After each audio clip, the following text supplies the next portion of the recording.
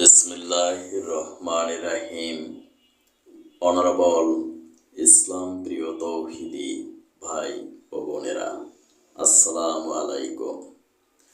বিশ্বের যে প্রান্ত থেকে আমার বাংলা কোরআন পাঠ অনুষ্ঠানটি দেখছেন, ডিজিটাল বায়োকেমিক মেডিকেল সায়েন্স হসপিটালের পক্ষ থেকে সকল দর্শক শ্রোতাদেরকে জানাচ্ছি আন্তরিক অভিনন্দন।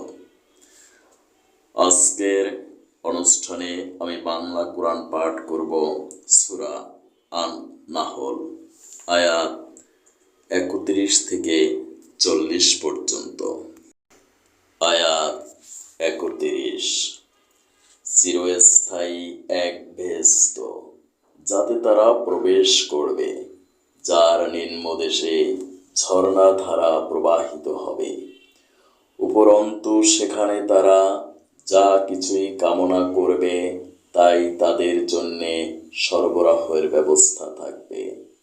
এভাবেই আল্লাহ তাআলা পরহেজগার ব্যক্তিদের তাদের পুণ্য কাজের প্রতিফল দান করবেন। আয়াত 32। এরা হচ্ছে তারা ফেরেশতারা যাদের পবিত্র অবস্থায় মৃত্যু ঘটাবে। তারা তাদের উদ্দেশ্যে বলবে, তোমাদের উপর শান্তি বর্ষিত হোক। দুনিয়ায় তোমরা যে আমল করতে, তারই কারণে আজ তোমরা বেহেশতে প্রবেশ করো। আয়াত 33।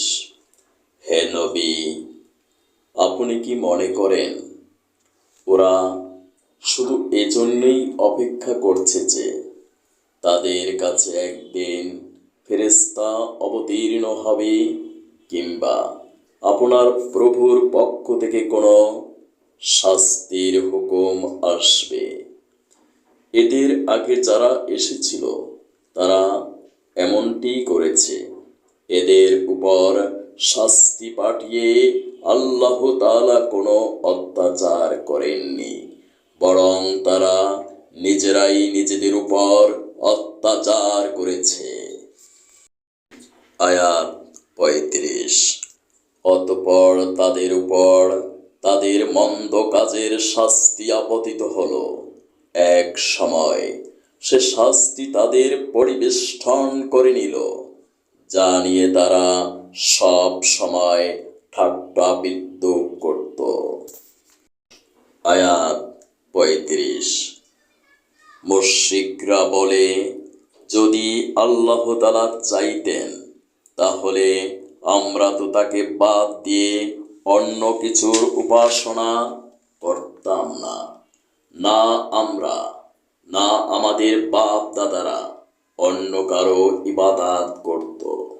আমরা তার অনুমতি ছাড়া কোনো জিনিস হারাম করতাম না। একই ধরনের কাজ তাদের পূর্ববর্তী লোকদেরও করেছে। আসলে রাসূলদের উপর সুস্পষ্ট বাণী পৌঁছে দেওয়া ছাড়া আর কোনো অতিরিক্ত দায়িত্ব কি আছে? আয়াত 36।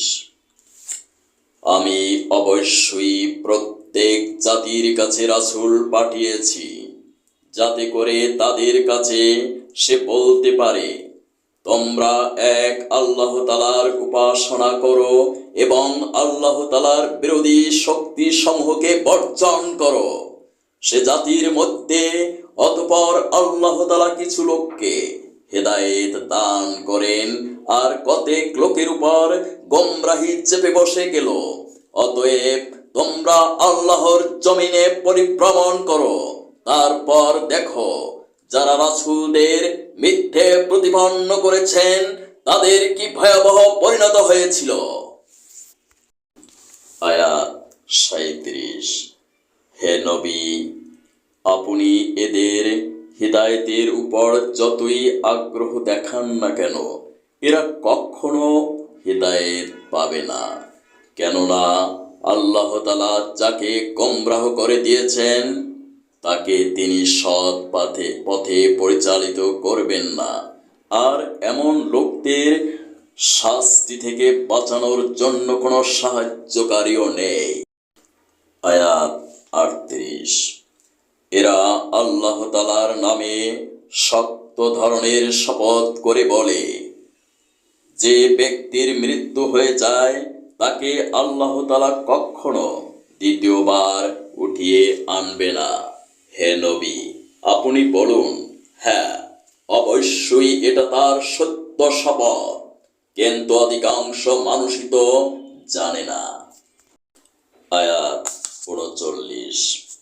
এটা তিনি এজন্য করবেন যে বিষয়ে এরা মতবাদ করত, কিয়ামতের দিন তাদের জন্য তিনি তা স্পষ্ট করে বলে দেবেন, এবং যারা আজ অস্বীকার করে তারাও এ কথাটা জেনে নেবে তারা সত্যি সত্যি ছিল মিথ্যাবাদী।